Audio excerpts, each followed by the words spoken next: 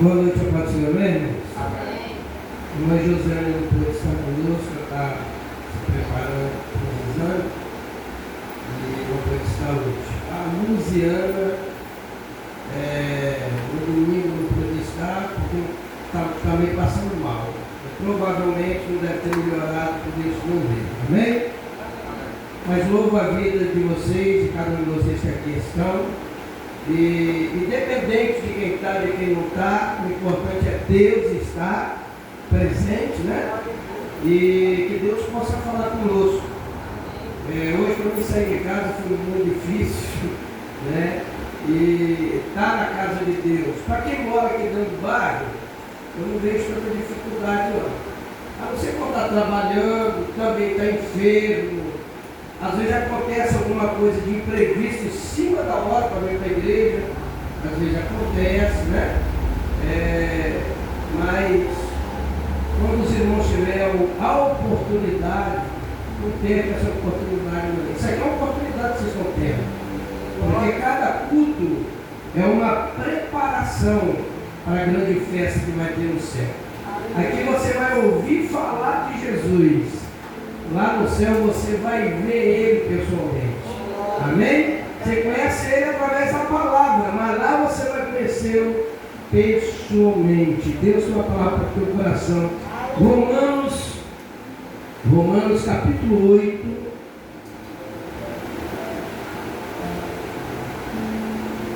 – 35 anos de evangelho, 33 pregando. Você já imaginou, Jorge, 33 anos pregando, e já teve dia, já teve semana de eu pregar a semana toda, e você não pode repetir mensagem? Tem gente que acha que é fácil, né? O pastor, o pregador vem aqui pregar, mas não é não, irmão. A gente tem que orar, pedir a Deus direção. Aí hoje à tarde, no meu momento com Deus, porque tem horas, irmãos, que para você ter um momento com Deus, não precisa você estar no monte, você estar no vale, você estar de joelho. Às vezes sentado no sofá, deitado na sua cama, aí fica você e Deus, ó. Amém? Então há várias maneiras de nós termos, não pode até falar devocional, mas é o seu momento com Deus. E eu fiz uma pergunta para Deus hoje. A mesma pergunta que Asaf é um dos escritores do livro de Salmo. Ele foi sacerdote, mas também era adorador. Ele tocava, cantava, né? Ele tocava instrumento, cantava, mas era sacerdote. Hoje você vê nas redes sociais, levita fulano, levita ciclano. Levita, irmãos, é aquele que veio da tribo de Levi. Então, se uma pessoa se diz ser levita e não é da tribo de Levi, ela não é levita, não. Amém? Mesmo hoje no Novo Testamento. Porque canta. Não tem nada a ver. Não é porque a pessoa canta que é levita, não tem nada a ver uma coisa com a outra. Havia 12 tribos. E dessa tribo, uma era a tribo de Levi. As 11 tribos iam para a guerra, de Levi não. As 11 tribos, irmãos, a tribo de Levi cuidava do templo. Tudo que era relacionado ao templo. Então, na época, os dízimos, que na época era até de sementes, tudo aquilo que ia para o templo era para sustentar o sacerdote, para sustentar a tribo de Levi e sustentar o templo também. E na época aquilo que ia para o templo não era só para o sacerdote. O sacerdote tinha que cuidar das viúvas e dos órfãos. Hoje é mais fácil alguns templos tirar das viúvas e dos órfãos do que abraçar, ajudar e cuidar. Amém? Mas enfim, talvez é a pergunta que a Aparecida tem feito, que algum de vocês tem feito: por que o justo sofre? Por que o servo de Deus tem hora que parece que padece, sofre, passa por momentos de angústia? O o Asaf, no pensamento dele, por que o ímpio prospera? Ele está dentro do templo e ele sabia frequentar igreja é uma coisa, servir a Deus é outra coisa. Dá para entender, irmãos? Servir a Deus é uma coisa, frequentar a igreja é outra coisa. E ele sabia quem é que frequentava o templo e quem é que realmente servia a Deus. E ele via o sofrimento daqueles que serviam. E ele não entendia por que o ímpio, às vezes, estava indo no templo, mas era ímpio.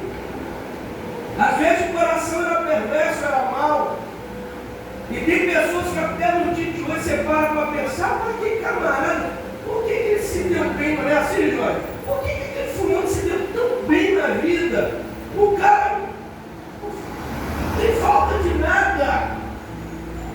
E às vezes você vê o servo, a serva, que tem uma vida de intimidade, de oração, e quando não é de uma coisa nem outra, sempre está passando por alguma adversidade. E aí fica esse ponto de interrogação. Vamos lá, vamos ler Romanos, capítulo 8, versículo 18. Porque para mim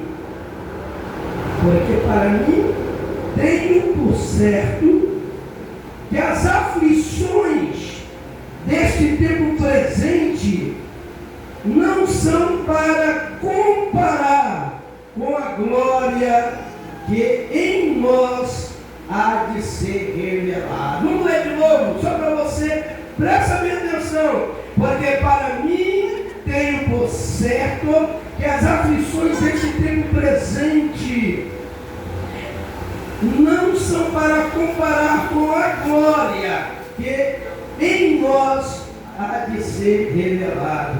Pai, a voz ela é minha, a palavra ela é sua, e prepara cada coração como uma terra fértil para receber essa palavra.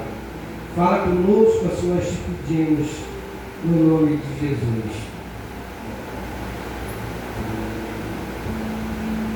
O apóstolo Pedro tem um texto na Bíblia que algumas vezes eu citei aqui com os irmãos, que é 1 Pedro, capítulo 4, versículo 12.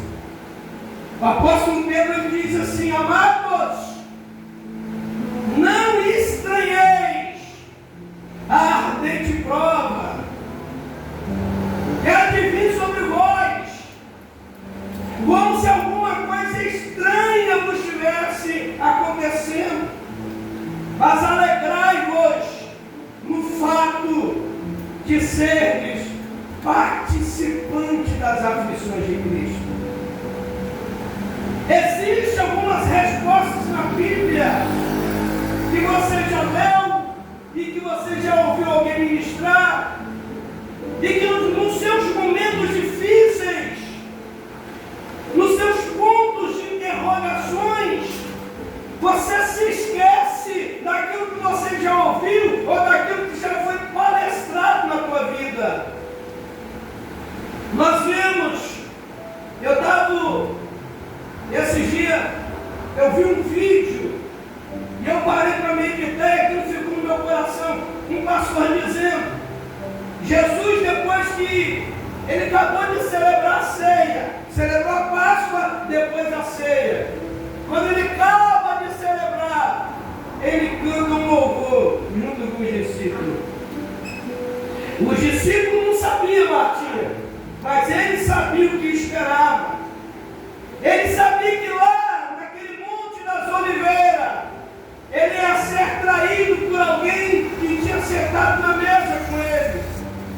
Ele sabia que ele ia ser açoitado, humilhado, queriam cuspir no rosto dele, queriam botar uma coroa de espinho e bater com um pedaço de cana, queriam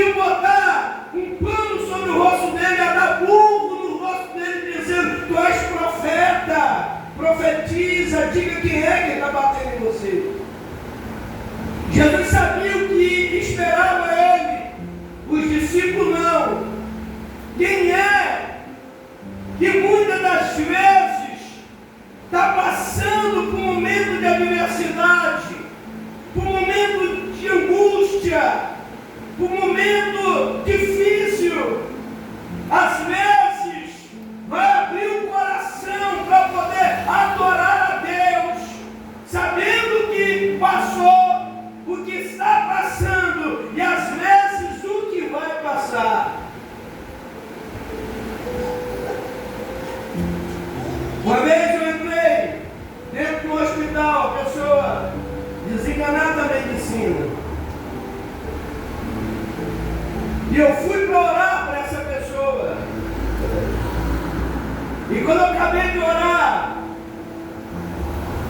aquela pessoa disse: pastor, eu posso cantar um louvor? Assim, pode. E aquela pessoa abriu a boca com vozeirão: então minha alma canta a ti, Senhor, glorioso és tu, glorioso és tu, cheio de dor. Sabia que talvez não ia passar daquele dia aqui na terra. E não foi um louvor, ele não cantou por cantar.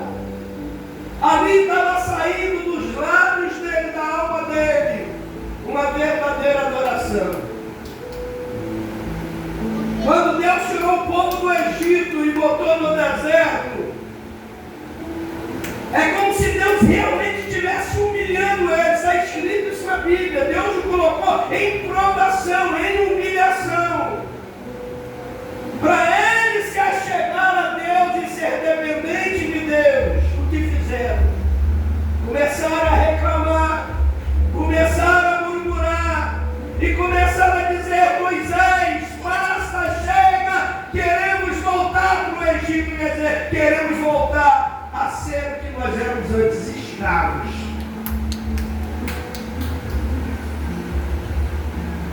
Eu fico observando, irmãos, a facilidade do evangelho pregado nos dias de hoje. Um evangelho que massageia o ego. Um evangelho que muitas das vezes o camarada ele recebe, ele prega aquilo que o pastor determina, porque o pastor já sabe o que a igreja quer ouvir e não o que Deus precisa falar.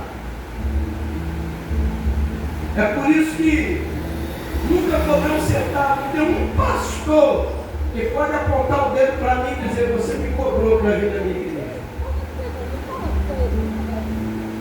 Quem disse para inventar? Não sei. Porque, irmão, quando você é pago, você tem que fazer aquilo, quer dizer, a pessoa está te contratando, você tem que fazer aquilo que a pessoa pagou você para fazer. É claro que tinha pastor que no final do culto me abençoava com a oferta.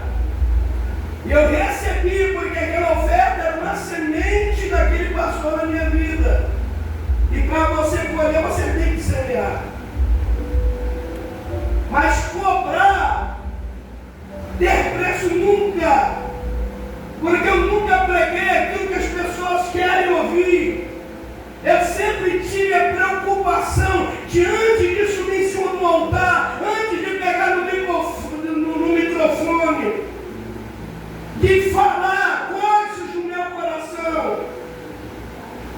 Já entrei dentro de igreja de ver coisas absurdas, mas preguei aquilo que Deus já tinha me dado e não aquilo que eu vi dentro da igreja. Vocês estão entendendo? Diz amém?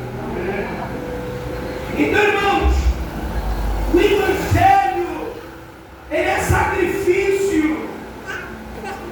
Jesus, em suas palavras, ele disse: olha, aquele que quer vir após mim, negue a si mesmo. Quer dizer, tira o teu eu, tira o teu querer, tira a tua vontade própria.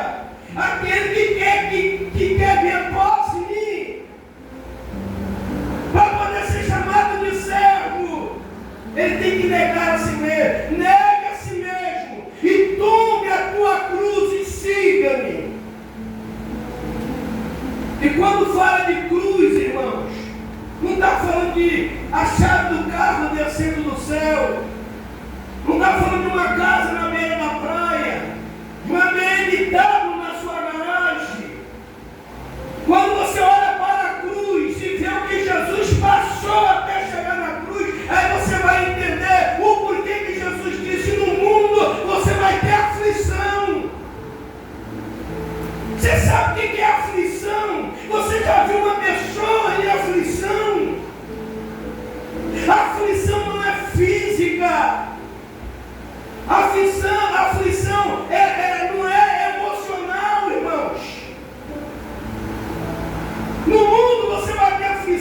mas ele disse: você tem que ter bom ânimo.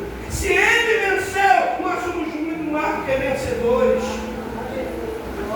É claro que nós desejamos e temos convicção que ele também tem o poder de fazer, porque ele é o dono do ouro e da prata.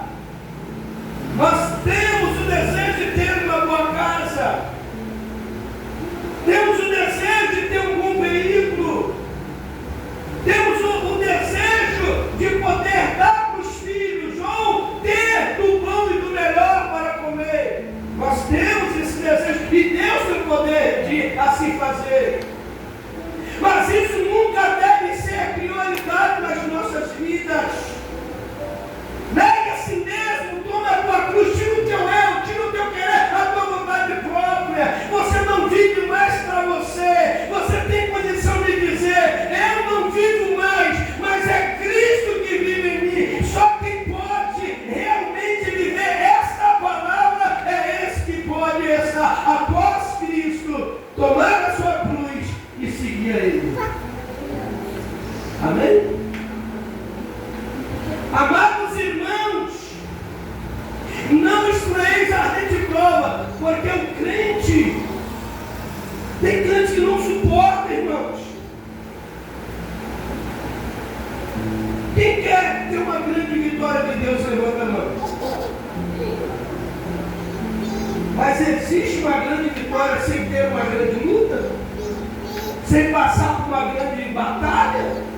Para você pegar esse microfone aqui e dizer: irmãos, Deus me deu uma grande vitória, mas é só você que sabe o que você passou lá atrás para poder receber essa vitória. Não vem de mão beijada, não.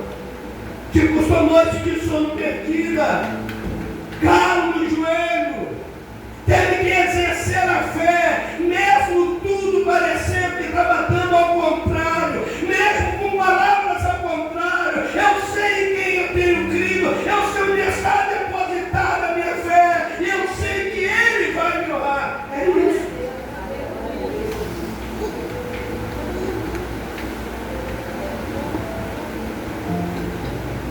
Quando uma ardente prova, porque prova é uma coisa, ardente é uma prova além de qualquer prova.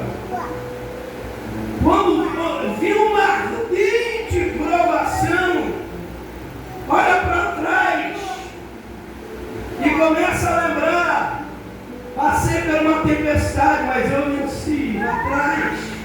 Passei pelo deserto, mas o Senhor passou comigo. Gigante se levantou, mas caiu por trás. Você tem que começar a lembrar dos benefícios de Deus lá atrás e abrir a tua boca e dizer: não é essa ardente prova que vai me matar, que vai travar a minha espera, vai acabar com a minha fé. O mesmo Deus que me chamou, o mesmo Deus que sempre esteve comigo e sempre me deu vitória, nessa ardente prova eu também serei vitorioso. Bate palma para Jesus.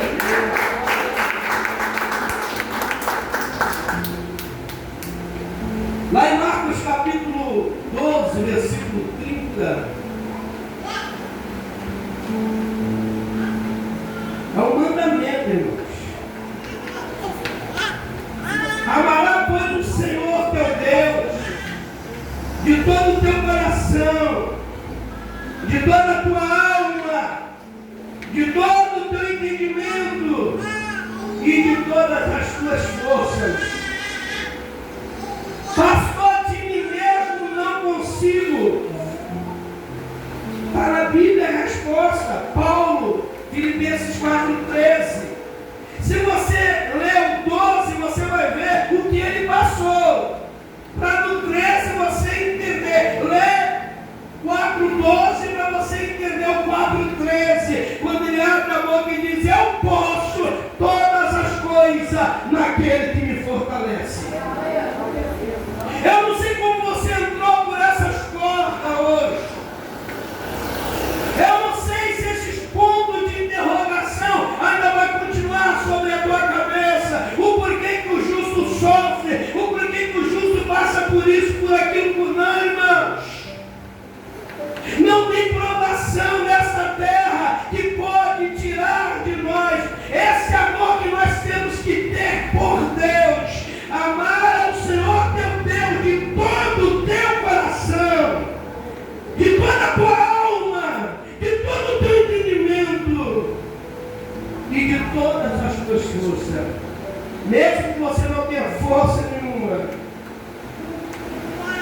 O amor de Deus, ele tem que ser priorizado na tua vida.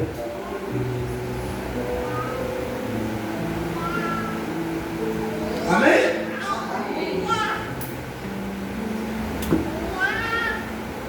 Eu falei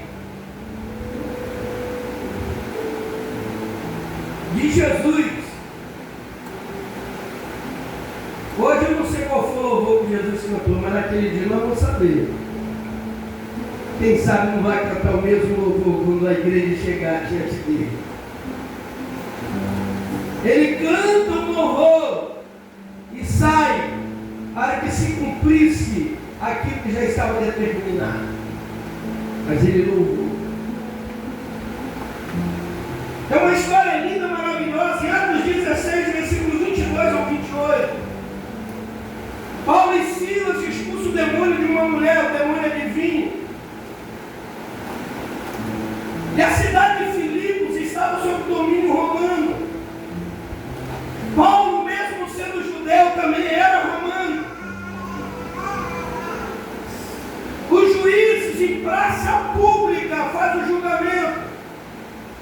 Irmãos, quando você lê na Bíblia açoite, as pessoas que eram açoitadas eram de 3 a 4 ou mais tiras de couro, um pedaço de chumbo, um pedaço de osso, pedra, ferro, o que pudesse rasgar a carne da pessoa. Paulo e Silas foi chicoteado em praça pública. Provavelmente as costas deles deveriam estar dilaceradas. É levado para a prisão. Lá na prisão, Paulo poderia dizer para o seu amigo: Silas, não estou entendendo, a Bíblia diz que o anjo do Senhor está do nosso lado para nos guardar e nos livrar. Por que Deus permitiu o ímpio nos açoitar? Por que Deus permitiu o ímpio nos jogar dentro de uma prisão? Era mais fácil questionar do que adorar. Era mais fácil questionar, porque o ser humano gosta de questionar a Deus. Eles não questionaram, era quase, não era ainda meia-noite, quase meia-noite. Eles estavam lá embaixo. Se eu não me engano, tinha de 3 a 4 andares a prisão. As pessoas que defecavam